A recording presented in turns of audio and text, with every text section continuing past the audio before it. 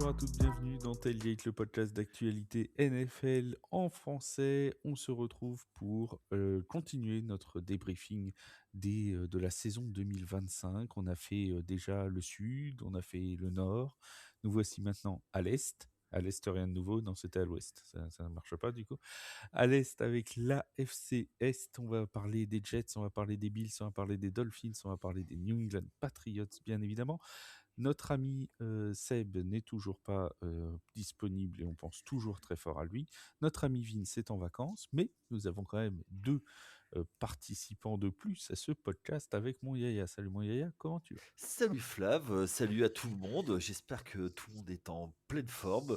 Ceux qui ont encore des vacances, profitez bien de vos vacances. Sinon les autres, c'est reparti au boulot.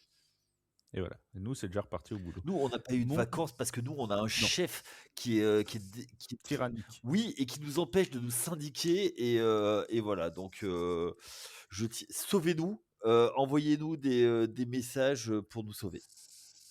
Et si tu tires Annick, eh ben ça te fera déjà quelqu'un à tirer, mon cher Yaya.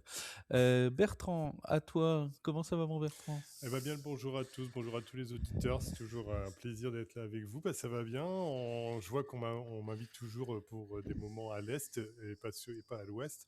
Mais je pense surtout qu'à mon avis, c'est parce qu'on connaît mes appointances avec les Giants.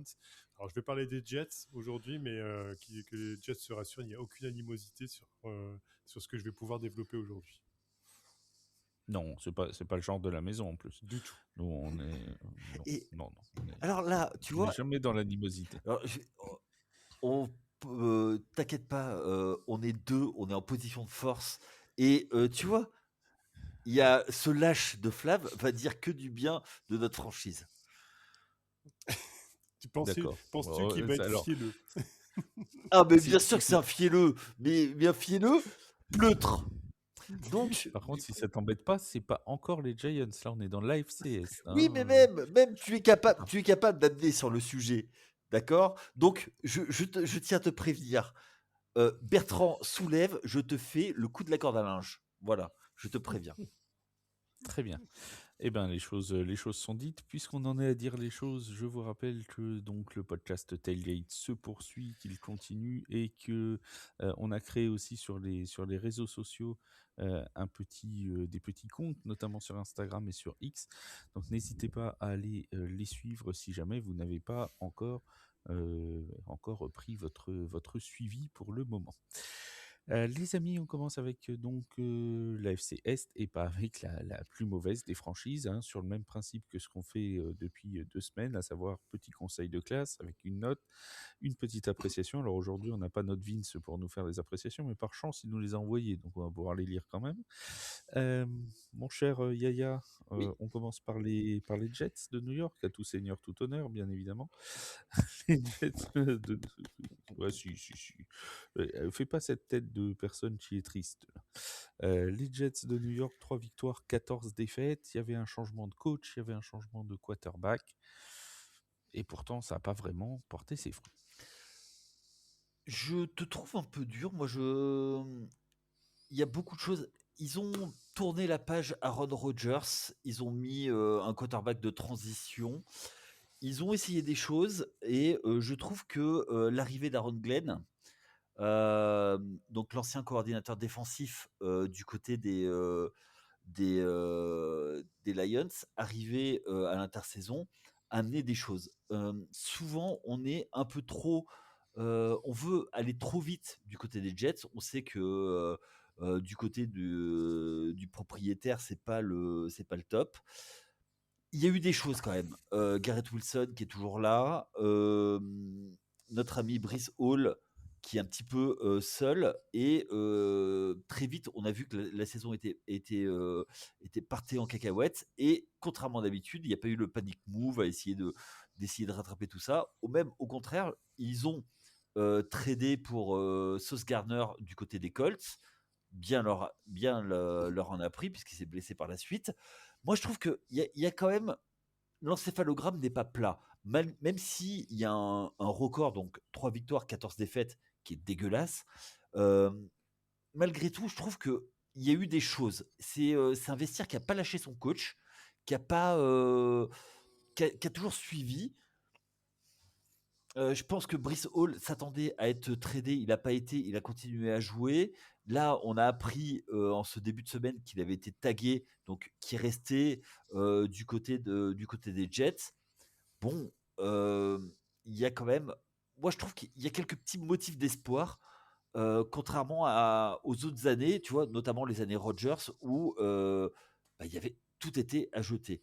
Moi, je pense qu'il y a un début de construction qui commence à nettoyer ce qui était la cave et que, alors le travail va être long, mais je trouve que ça va dans la bonne direction. C'est pour ça que j'ai mis un 4. On s'attendait pas à grand chose, mais ils arrivent à donner une direction.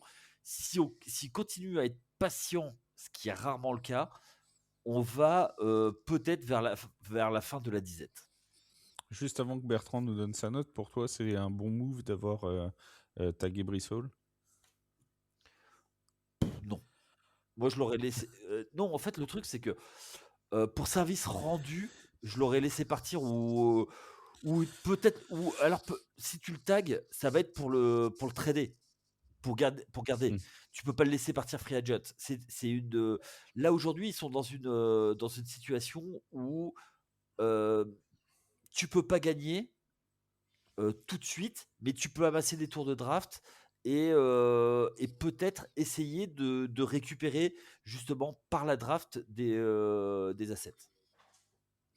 Bon Bertrand, ta note et ton appréciation de cette saison. Je rappelle que nos notes sont en grande partie par rapport aux attentes qui étaient formées vers les différentes franchises. Hein, que c'est pas forcément bon, ils ont été nuls, ils ont 1, ils ont été très bons, ils ont 10, parce que sinon c'est un peu facile. Mon cher Bertrand, à toi la parole. Bah, écoute, là, Flav, j'ai été excessivement surpris du développement de Yaya. Alors, j'ai trouvé bien plus virulent sur Il va y avoir de la castagne. franchises comme les Browns ou les Bengals, que j'écoutais là récemment, parce que je vous écoute avec délectation dans mes moments perdus. Mais là, globalement, là, Yaya, ouais, sans dire que c'est n'importe quoi, je t'ai trouvé très gentil. Ouais, franchement, Ça m'arrive. t'as mis de l'eau dans ton vin, je sais pas ce que t'as pris ce Il soir. s'est trompé. Mais il s'est trompé, il a vu New York et il a cru que ouais, c'était les Giants. c'est ça, ouais. Il y a une confusion, c'est pas possible autrement. Alors, moi, je vais être malheureusement, beaucoup plus sévère que Yaya. Et moi, je mets 1 sur 10. Enfin, tu parlais sur le dernier podcast comment on appelle ça, d'une franchise comme les Browns ou les Bengals qui étaient sur des décisions à l'emporte-pièce, sur un peu du grand n'importe quoi sur beaucoup de choses. Voilà, enfin, que je pouvais comprendre, mais là c'est pareil. Enfin, les Jets, c'est une franchise déstructurée, on le sait, avec un proprio et un GM fantasque et aux fraises. Enfin, ils ont fait une multitude de coachs où on a pu les voir, les multitudes de coachs, ils étaient plus proches de la pendaison et d'une séance chez le psy que de pouvoir coacher réellement. Enfin, Robert Saleh a perdu sa joie de vivre. Comment on appelle ça, ceux qui étaient encore avant, bon voilà, j'ai plus tous les noms, mais enfin, ils étaient au bord de la mort médicale. Là, on a Aaron Glenn qui s'extasie devant une victoire en dansant comme s'il avait gagné le Super Bowl. Et là, récemment, on le voit au Combine qui s'endort devant les prospects, alors que lui, même lui, n'y croit même pas déjà, alors que la saison 2026 n'a pas commencé. Ils sont Il était peut-être fatigué, ce pauvre Aaron Glenn. Écoute, je ne sais pas, mais enfin bon, en tout cas, ça n'augure pas du meilleur. Ils sont incapables de développer des prospects draft. Ils font des choix plus que douteux en free agency. Il y a une déliquescence du roster où ils ont perdu Quinnen Williams, qui est parti du côté des Cowboys. Sauce Garner, qu'on peut dire, oui, c'est un bon move, il s'est blessé. Mais enfin, si on commence à se dire, bah, Non, tiens, mais il a fait tel bon move, il s'est blessé, bah, ils prennent ça peut arriver à n'importe qui. des tours de draft. Ils prennent des tours Mais, de draft. Quand mais t'es nul, tu prends des tours de ils draft. peuvent prendre des tours de draft tant qu'on veut. Ils ont une nullité qui leur colle à la peau depuis des années et malheureusement, c'est pas prêt de s'arranger. Ils ont des absences au poste de QB qu'il y a eu durant cette année où Fields a joué 9 matchs et Tyrod Taylor 6 matchs. Justin Fields, il n'a aucune, entre guillemets, il n'a aucune prise, il n'a aucun moment pris le jeu à son compte réellement. Je pense qu'il a essayé, il est dans un QB coureur où au final, il n'a jamais réussi à faire briller ses partenaires autour. Donc ça, c'est pareil, ça doit partir. Garrett Wilson, enfin, c'est Garrett Wilson, quoi, quand même. Garrett Wilson, 395 yards cette année en receveur numéro 1. Hein, c'est quand même pas possible. Voilà, les meilleures stats de la franchise, elles sont les stats à la Ah, elles course. sont pas au niveau, elles sont pas au niveau des interceptions, les meilleures stats, ça Ça, c'est c'est sûr. sûr. Mais en tout cas, les meilleurs stats sont à la course, en moyenne et en nombre de yards, où ils sont 10e et 8e. C'est-à-dire qu'ils sont premiers tiers. Sinon, tout le reste, c'est des voyants qui sont rouges partout, dernier tiers de la ligue. Non, je suis désolé. Cette franchise où j'en attendais pas de toute façon cette année comme l'année dernière, on reste là, on peut dire le mot dans la médiocrité. Et je répète bien, j'ai autant une rivalité avec les Eagles, les Cowboys et les Commanders qui sont dans des rivaux de division, dans la division avec la franchise que j'aime.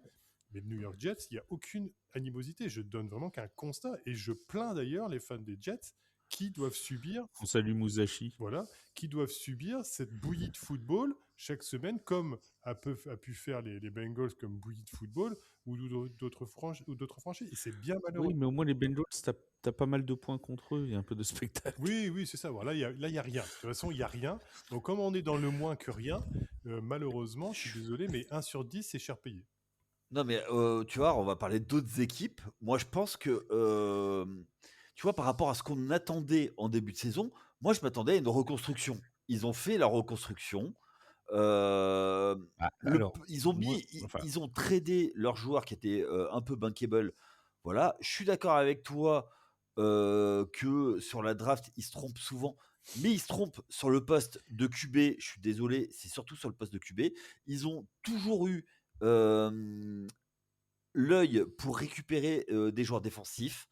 Ils ont eu Wilson. Moi, je pense qu'ils peuvent faire des choses et ils récupèrent des tours de draft et haut. Donc, je reste persuadé que c'est pas si mal. De là à se relancer, peut-être pas tout de suite, mais tu vois, pour moi, ils ont fait ce qu'on attendait d'eux. C'est le ils ont, ménage. Voilà. alors, j'aurais envie de dire, ils ont posé les bases de la reconstruction pour savoir s'il y aura une vraie reconstruction. Il va falloir évidemment voir comment vont se porter les choix, parce que c'est bien d'avoir des choix à la draft, mais comme tu l'as dit, Bah, vaut mieux avoir des choix heureux, parce que mais sinon, c'est toujours pareil. Ils attendent tous les ans l'élu au poste de quarterback. Il arrive avec une pression. Il n'a pas de ligne. Il n'a pas de. Et c'est l'agneau sacrificiel. Mais on n'en reste pas moins que malheureusement, comment je vais te dire ça, on voit bien que les structures des franchises, l'organisation des franchises, si tu es dans un environnement sain avec des gens sensés qui prennent de bonnes décisions, tu peux développer des choses, que ce soit en ligne offensive et surtout en quarterback. Le Ça, très bon exemple, c'est Sam Darnold.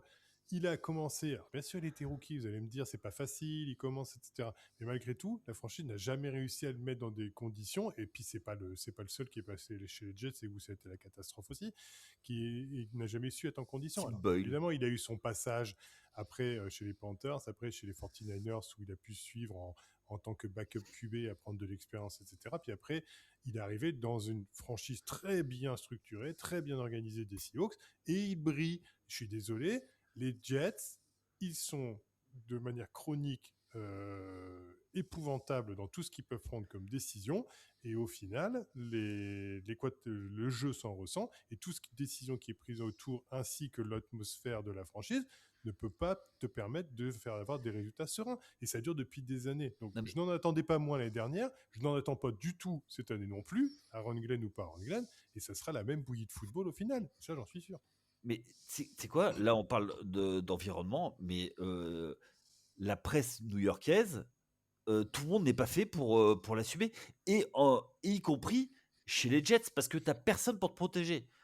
Donc, c'est extrêmement compliqué de jouer à New York. Et encore plus, j'ai envie de dire, encore plus chez les Jets, où qui sont une source de moquerie depuis, Mais depuis les je, années je, 70. je les plains, je ne les frappe pas dessus, je les Oui, bien plains sûr. et je suis les premiers à dire que c'est bien dommage pour cette franchise historique, malgré tout, parce que je préférais voir la deuxième franchise de New York briller, parce que je dis bien, il n'y a aucune rivalité. Mais c'est juste un constat malheureux d'une franchise qui est en déliquescence et sur laquelle, à mon avis, ils vont avoir bien du mal, malgré toutes les bonnes décisions qu'ils vont vouloir prendre, à remonter la pente. Ouais, mais tu sais très bien comment ça se passe. Voilà. C'est impossible de construire quoi que ce soit à New York. Faut que ça gagne tout de suite. Ça veut dire que vendre aux fans, aux médias que il va falloir du temps pour reconstruire et tout ça, tu te mets tout de suite, et dès que tu as de bons résultats, tout le monde s'enflamme et tes joueurs prennent la grosse tête et veulent partir parce qu'ils sont bankable. Alors, je finis juste Oui. là-dessus, Flav, Alors excuse-moi, rapidement, très rapidement, sinon ça parce va que être. sinon on va passer 20 heures sur Je le sais, podcast. je sais bien, j'ai vu que le Bon, temps tournait. Mais attends, c'est- Miami, nul. mais- Buffalo, nul. maintenant- Patriots, bon, bah, Non, maintenant, c'est juste pour dire, Rashid Shade. il y a une autre franchise de New York qui prend son temps, lui, pour se reconstruire. On en parlera tout à l'heure. On est bien placé pour le savoir tous les Demain. deux. Ça a été Non, on en Ça, parlera dans 3 dans jours. 3 jours, dans quelques jours. oui, pardon, dans 3 jours, excuse-moi. C'est tellement je suis pris dans l'atmosphère des franchises sur lesquelles on discute. Mais au final, comment je veux dire, quand on abordera le sujet des Giants, bah, on voit bien que pourtant c'est une franchise de New York et il y a quand même un avenir qui est un petit peu plus radieux, je pense, à venir que ce que les Jets ont pour le moment. Pour se mettre d'accord. Pour conclure la note de notre ami Vince, les Jets 2 sur 10, on n'attendait rien, on a eu pire. Pas de jeu, pas d'avenir. Ils ont récupéré des tours de draft sur le transfert de Sauce Gardner. Maintenant, reste-t-il à savoir ce qu'ils vont en faire.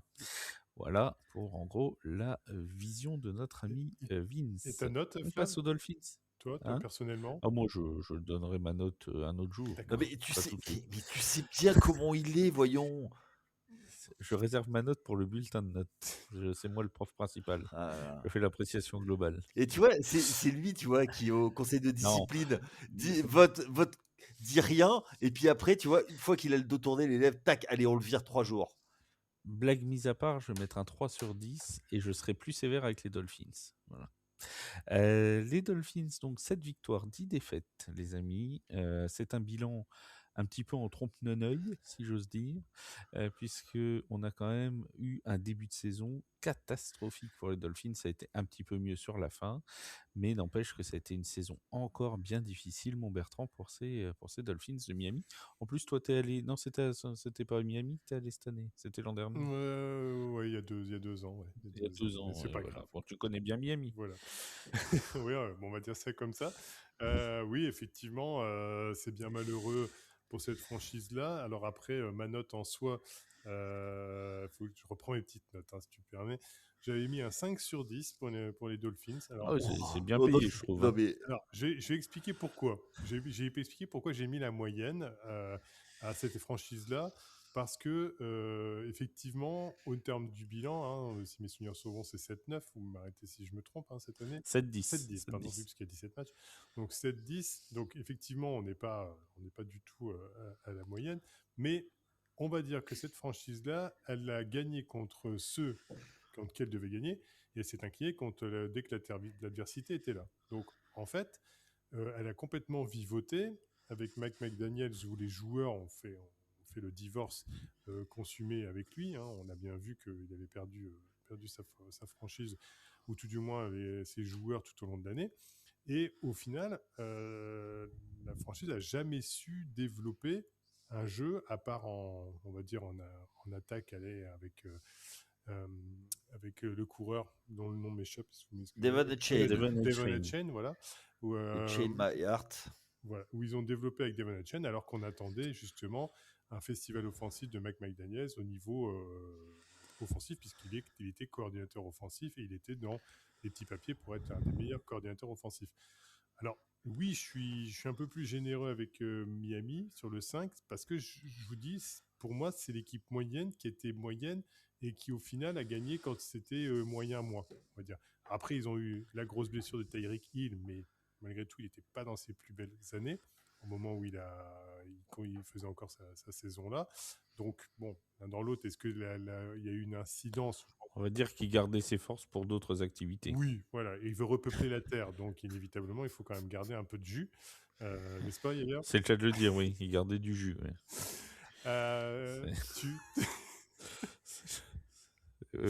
Oui, on peut dire ça comme ça. Tua Tagovailoa, tu vois, je l'ai bien dit, pas d'erreur. Oui. C'est bien.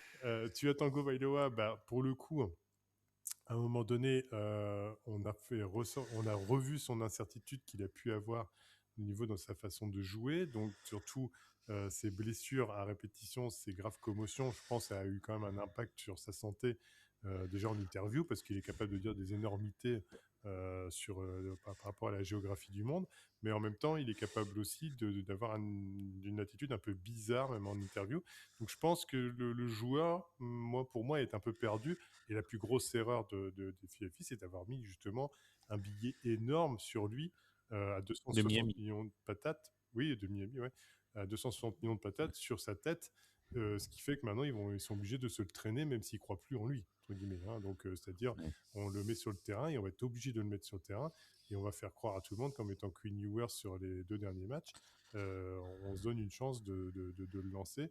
Alors qu'en fait, non, on sait très bien qu'en NFL, dès qu'on met l'argent dessus, bah, même si tu es mauvais, tu seras quand même sur le terrain parce qu'on a mis beaucoup d'argent sur toi. Il a été beaucoup de blessures, beaucoup de blessures. Et voilà, ils ont été moyens moins. Pour ça que j'ai mis un... J'aurais peut-être mis 4,5 sur 10 pour être en dessous de la moyenne. Oui, Mais et voilà. puis 4,75 Voilà. aussi. Mais... Oh là là, mais ça, ils vont commencer avec leur ennemi. Après, moi, je fais la moyenne, je vais me retrouver avec des non, 5,22, des machins. je reste sur mon 5. Je reste sur mon 5 sur 10. 5. Bon, Yaya. Alors moi, Hein j'ai mis un 2. Oui, bah, j'étais plutôt comme toi, tu vois. Non, mais c'est une équipe. Moi, alors là, j'en ai ras-le-bol. Non, mais ça n'a pas gagné un match de playoff depuis qu'on paye en francs, Bah là, ça, il va mettre. depuis qu'on paye en euros. Donc, tu vois, je pense que pour eux, pour gagner un match, bon ben, va falloir qu'on repasse au franc. Non, mais c'est n'importe quoi. Bon, déjà, je l'élude tout de suite. Ils ont un coach qui mettait des pantacours. Allez hop, dehors. Oui, je sais pas pourquoi je sentais que l'histoire du Pentacourt allait revenir. Mais parce que je l'ai vu dans ton œil que tu n'attendais que ça. Mais après, c'est vrai qu'ils ont joué de malchance, mais Tyreek Hill a été blessé, ok. Mais Jalen Waddle, depuis sa saison rookie, il ne fait qu'une chose, c'est régresser. Devon Achane, heureusement qu'il est là, il sauve les apparences. Et je suis d'accord, la victoire, le record de 7-10, c'est en trompe-l'œil. J'aime pas faire les procès comme ça, mais Tango Vailoa,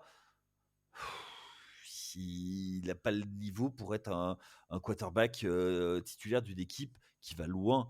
Alors il fera des saisons comme ça. Là, combien il a fait? Attends, je reprends mes notes. C'est 2600 yards sur 14 matchs.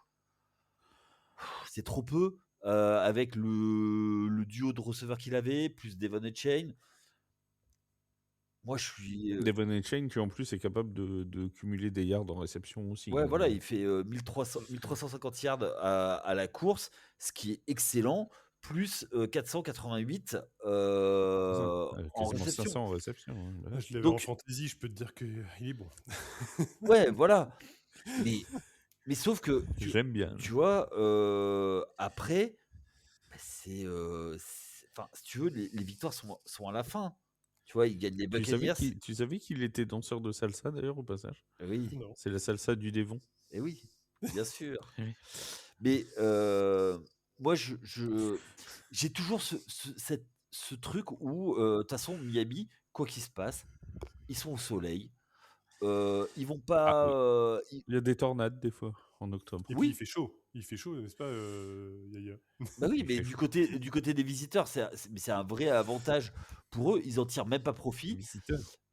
Oui, parce que Sarrasins les, Les Sarrasins les visiteurs sont au soleil. Ils n'ont pas droit à l'ombre et ils crèvent de chaud. Donc Ok. voilà. Et t'as la même dentition de Jacouille. C'est ça. Ah oui. Et donc voilà, moi il n'y a rien à en tirer. Là, je pense qu'ils vont faire une refonte avec un nouveau coach. Ah bah là c'est bien parti, oui. Ils ont coupé à tire-larigot.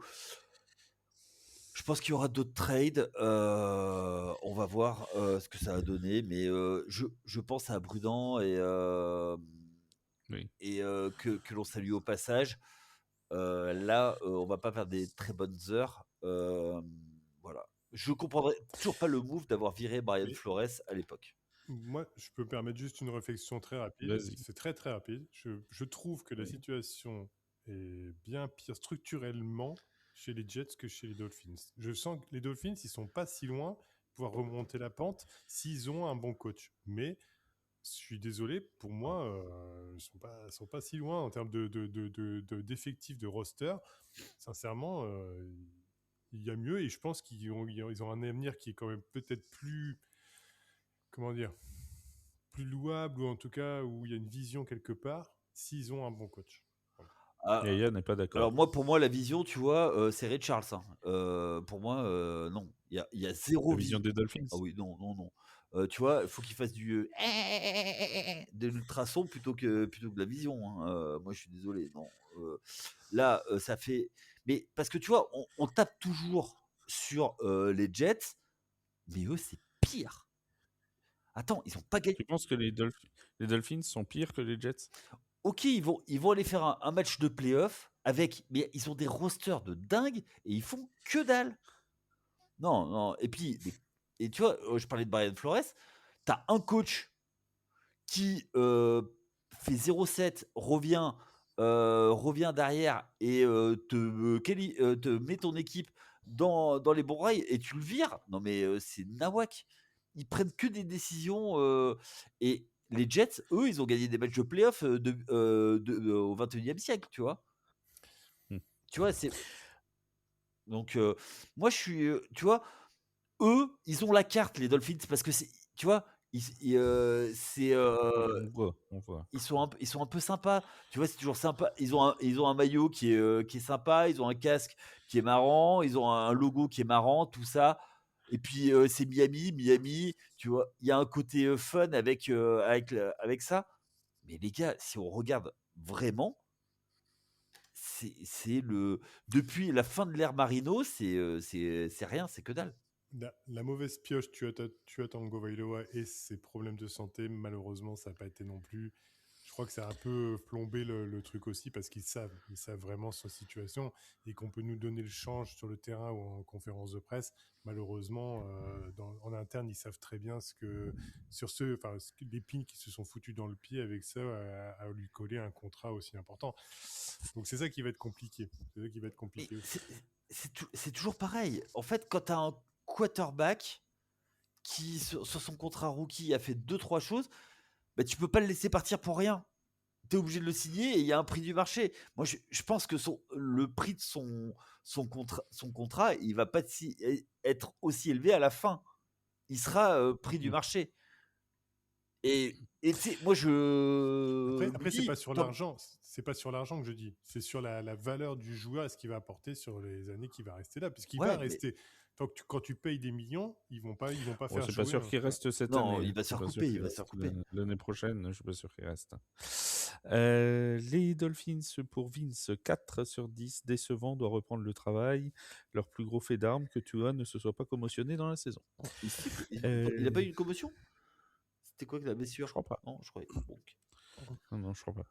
Les Bills de Buffalo, on passe aux amis de notre ami Yaya. 12-5 pour les Bills de Buffalo. C'est une saison positive, une saison avec playoff pour Buffalo. On rappelle qu'ils ont gagné ensuite à Jacksonville avant de perdre sur le terrain des Broncos en demi-finale, enfin en divisional round. Mon cher Yaya, ta note pour ces Bills que je sais déjà que tu vas me dire qu'ils se sont heurtés à nouveau à leur plafond de verre. Exactement, j'ai noté plafond de verre. Je leur ai mis un T'as vu? 5. Je le connais. Je leur ai mis un Je te 5. connais. Hein. Très bon statistiquement, mais quand il faut gagner, ben voilà. Je reste persuadé que le changement de coach arrive beaucoup trop tard, qu'ils ont laissé passer leur chance.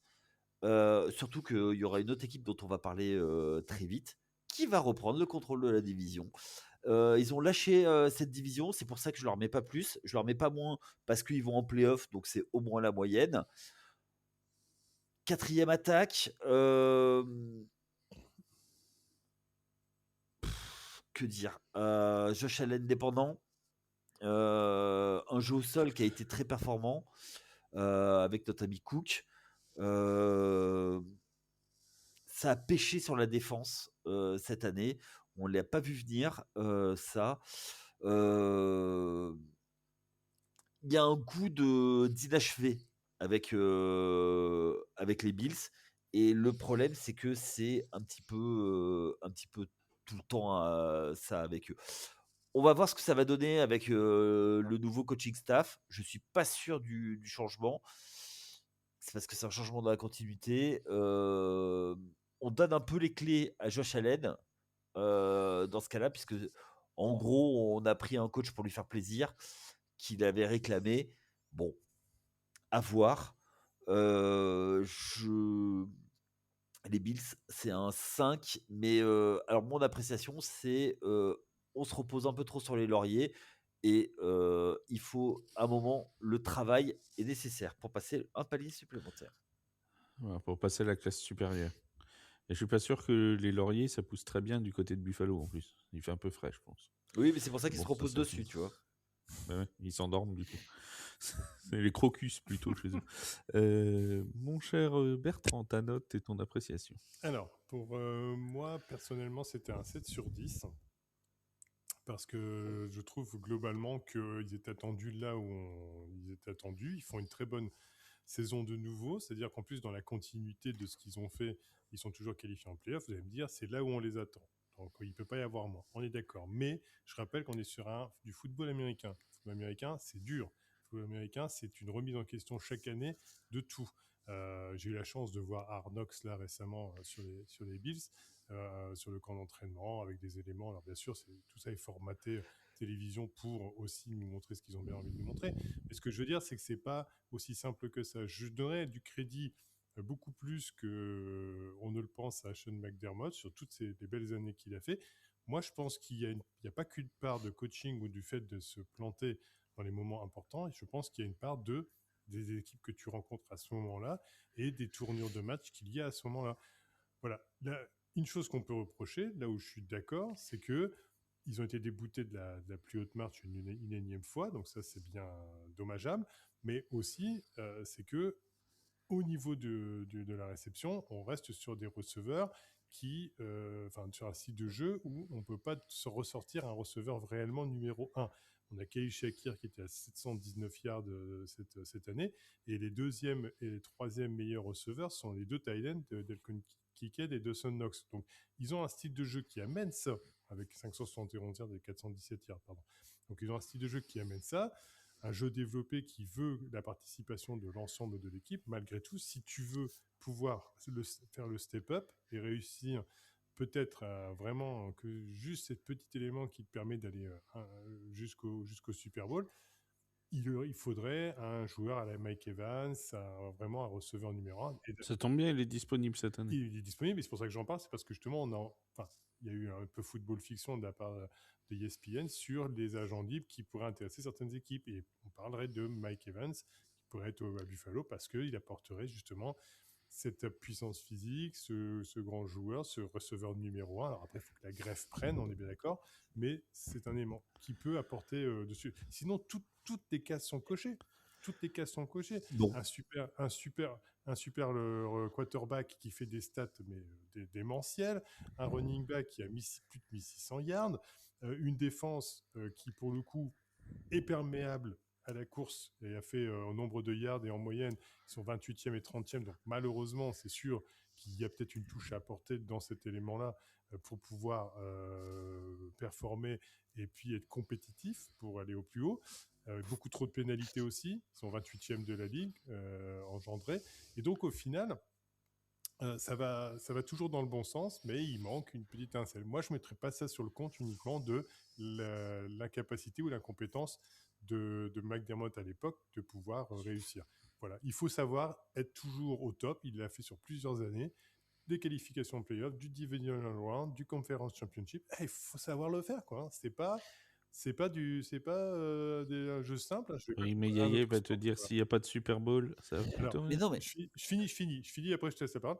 Ça va être toujours dans le bon sens, mais là où je suis d'accord avec toi, par contre, c'est le choix de la continuité avec Brady, le coordinateur offensif donc, qui est devenu head coach. J'ai peur qu'on s'enlise encore dans les mêmes travers, parce que s'il ne va pas tout révolutionner, surtout que c'était lui qui faisait les appels de jeu aussi, et qu'on reste un peu dans ce problème-là. Donc, j'ai peur qu'on soit encore limité, en tout cas.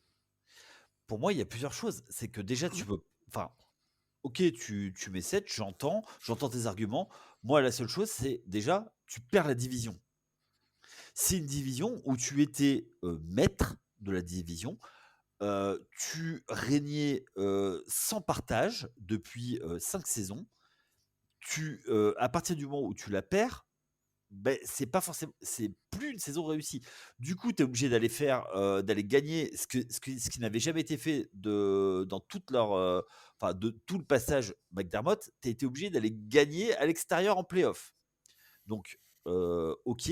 Moi, je dis pas que McDermott est un mauvais coach. Je dis juste que c'est un coach qui ne sait pas gagner et qui ne peut pas faire gagner son équipe. Dans, dans le sens où il y a plusieurs types de coachs. Il y a les coachs qui vont prendre une équipe qui est au fond du trou et qui va pouvoir. Oui. Ouais, au fond du trou, ça, c'est sûr que bon. Ouais, mais avant que McDermott arrive, ils étaient en dessous de tout. Et il les a amenés à une équipe contender, playoffable, voire contender, mais ils n'ont jamais réussi la marche. Et là, c'est là en fait où le coaching a un vrai truc, c'est la capacité dans les matchs serrés et à l'extérieur de pouvoir switcher ton équipe et d'influencer le match, d'influer sur le match, quels que soient tes joueurs. Et même, je vais même te dire que si tu as des joueurs qui sont moins forts, qui soient capables de gagner. Tu vois, typiquement, le match à Denver, McDermott, il doit. Ils avaient mangé trop de chili de bison. Ben, entre autres.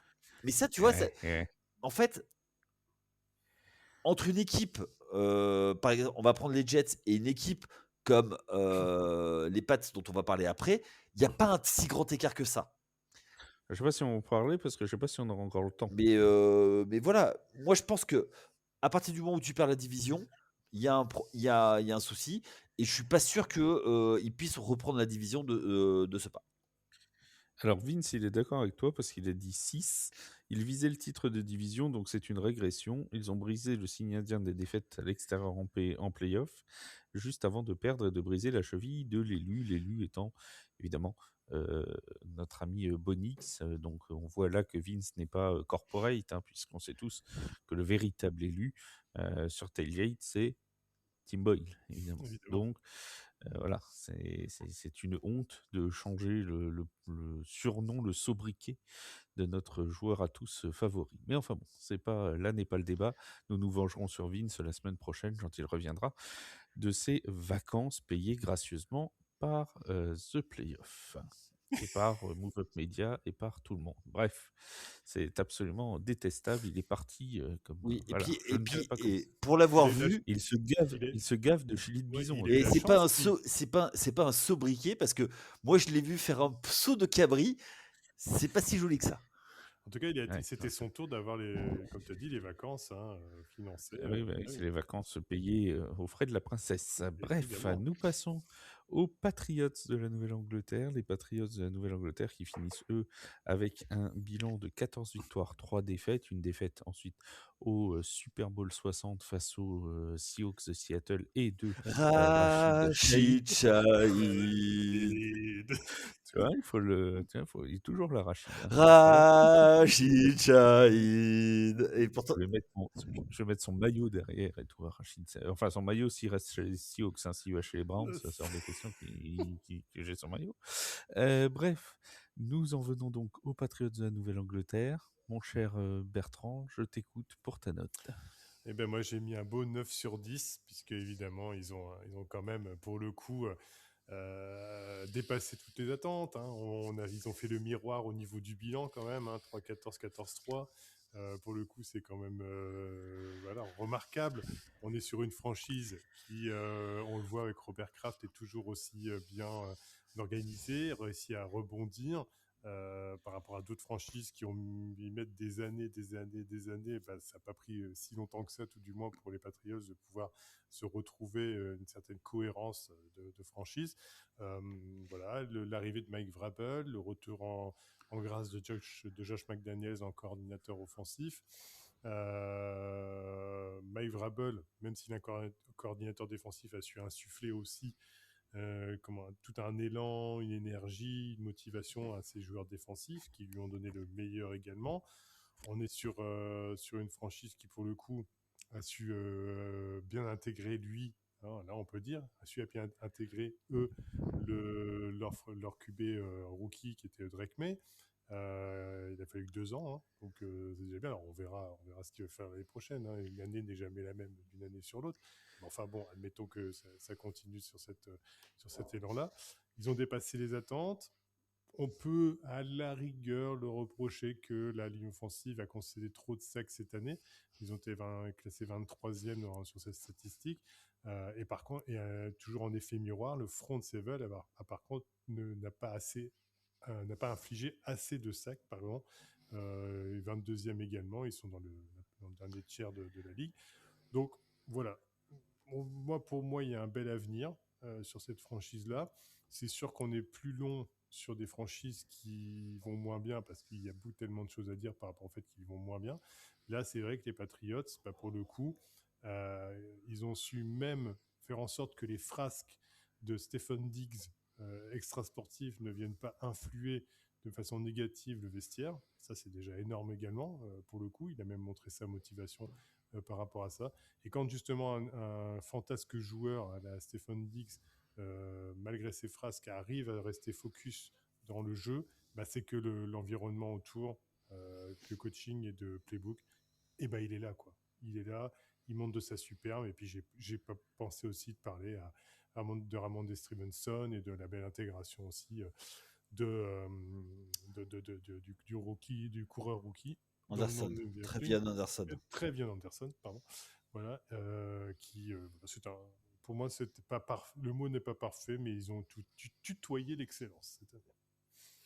Mon Yaya, on t'écoute. J'ai également mis un 9. On savait qu'ils avaient fait une très bonne reconstruction, qu'ils étaient passés.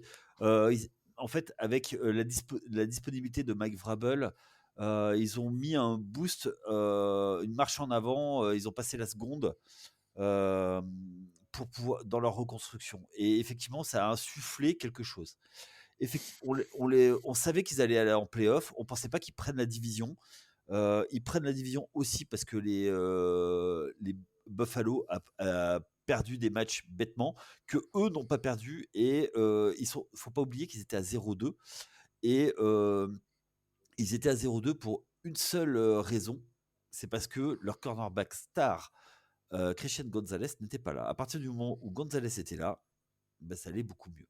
Ensuite, il y a juste une chose, on parlait de sacs. La plupart des sacs ont été pris quand Will Campbell s'est blessé. Et il a joué les playoffs blessé, ce qui explique son Super Bowl en demi-teinte où il s'est fait victimiser.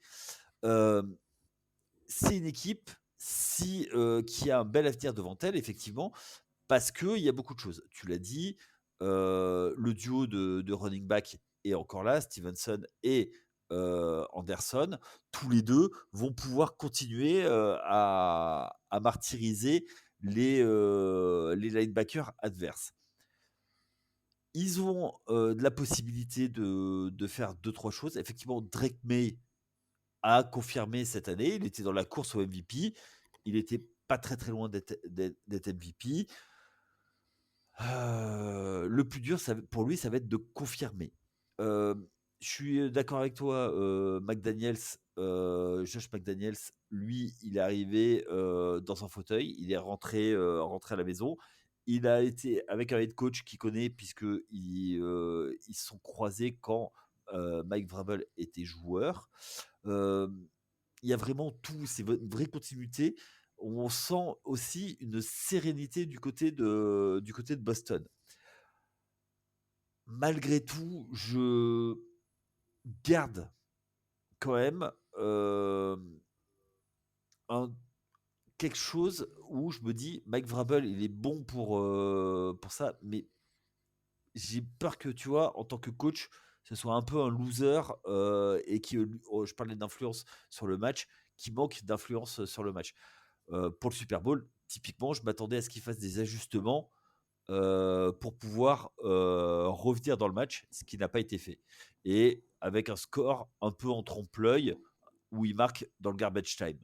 Donc, attention à ça. Je vais être vigilant sur l'année 2, même si tout est mis en place du côté de la Nouvelle-Angleterre. Et c'est une année. Et la Nouvelle-Orléans aussi. Non. Ah, la nouvelle. Par contre, j'ai une dernière question. Il faudrait vraiment une réponse rapide, les amis. Promis. Vas-y, êtes Flash Promis. McQueen. Promis. Pourquoi, on va commencer par Yaya, pourquoi vous mettez 9 et pas 10? S'ils passent de la dernière à la première place, ils vont jusqu'au Super Bowl. On va quand même au-delà des attentes de ce qui était placé pour les Patriots. Donc pourquoi 9 et pas 10? Parce qu'ils n'ont pas gagné le Super Bowl. C'est l'excellence absolue, le 10. Tu vois, il y a eu un reportage sur l'équipe. Pourquoi tu mets pas un joueur sur l'équipe TV? Pourquoi sur les joueurs qui ont eu des 10? Bah, moi, je suis désolé, 10, c'est le Graal absolu. C'est la note ultime. Comme, tu vois, j'ai pas mis de 0 à Miami. J'ai mis des 0 à personne. J'ai mis au moins l'encre. Je ne te critique pas, je demande juste la raison, Voilà. tout simplement. Moi, je te Bertrand. réponds. Bah écoute, même réponse que Yaya. 10 s'ils avaient gagné le Super Bowl. 10 si justement, comment il n'avait pas eu, il y a pas pas la faillite, pardon, la faiblesse éventuellement de coaching de Vrabel, parce que c'est vrai qu'il y a eu des victoires dans un trou de souris. Hein. Bon, chez les Broncos, c'est le temps aussi les conditions climatiques qui ont fait aussi que le match a été pourri. Et puis bon, oui, ils auraient pu gagner si c'était en resté là, mais on le saura jamais réellement. L'histoire du calendrier est facile. Enfin, c'est tout un ensemble de choses qui fait que moi j'aurais mis 10 si on m'avait dit calendrier difficile, les matchs ont été pris de haute volée tout de suite à chaque tour de playoff, et puis ils ont gagné Super Bowl. Là je te mets 10. Ouais. Bon, là j'ai déjà mis 9, je trouve que c'est une excellente note. Vu qu'on peut pas mettre 9,5, qu'on peut mettre des demi pour des histoires de moyenne incalculables. Donc, Pendant qu'on en est dans les notes, notre ami Vince a mis 9 aussi. Ils ont simplement brillé, beaucoup de bonnes et jolies choses, autant offensivement que défensivement. Le calendrier était réputé facile, mais ils ont tout fait pour gagner les matchs qu'il fallait. La victoire à Buffalo, c'était pas de la chance. Et la dernière note de cette émission, c'est la note en global de l'AFC Est, de la division. Quelle note vous mettez à cette division par rapport à leur saison 2025? Bon, Bertrand, tu mets quelle note? Là, ça englobe toutes les équipes. Bah moi, j'ai envie de dire, je ferais bien la moyenne. Alors, celle-là, je l'avais pas. Est-ce que c'est une division que tu as pris plaisir à regarder, que tu as pris, tu vois, ou au contraire, tu te disais, bah, il y a un duel entre deux équipes d'AFC Est, bon, bah, je vais passer à autre chose. 6, alors, voilà. 6, très bien. Bon, Yaya? Moi, je trouve que c'est une division les plus surcotées de la ligue. Je mets 4. 4. Très bien. Merci les amis pour ce débriefing de l'AFC Est. On va se retrouver très très rapidement sur le podcast Tailgate pour la NFC Est. En attendant, vous pouvez bien évidemment vous abonner sur les comptes des réseaux sociaux X, Instagram, parler du podcast autour de vous et également noter sur les plateformes d'écoute si ce n'est pas encore fait. Vous notez, vous mettez un petit message sympathique, ça nous fera toujours plaisir. Ça permet de remonter dans les résultats de recherche. Donc comme ça, c'est tout bénef. Merci mon Yaya d'avoir été là. Merci mon Bertrand. Et on se dit à très vite pour de nouvelles aventures sur Tailgate. Salut tout le monde. Ciao. Ciao.